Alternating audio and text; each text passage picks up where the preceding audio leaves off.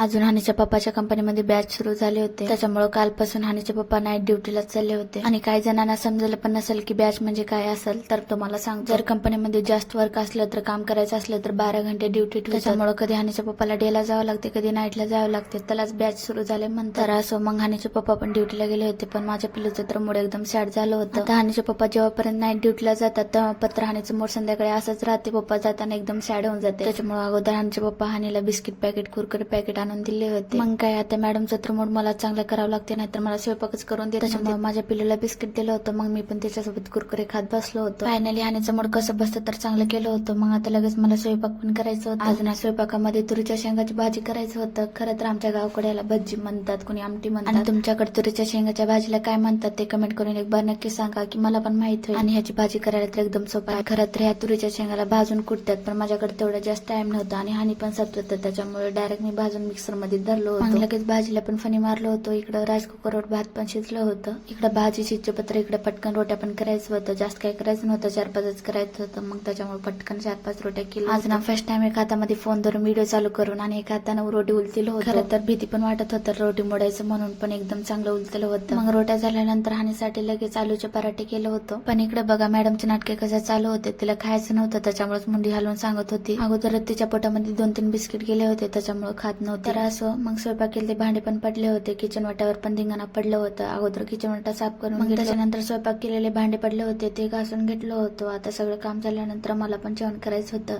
त्याच्यामुळे मी पण जेवण करत बसलो होतो. जर तुम्हाला आजचा ब्लॉग आवडला असेल तर लाईक, फॉलो करा. YouTube channel subscribe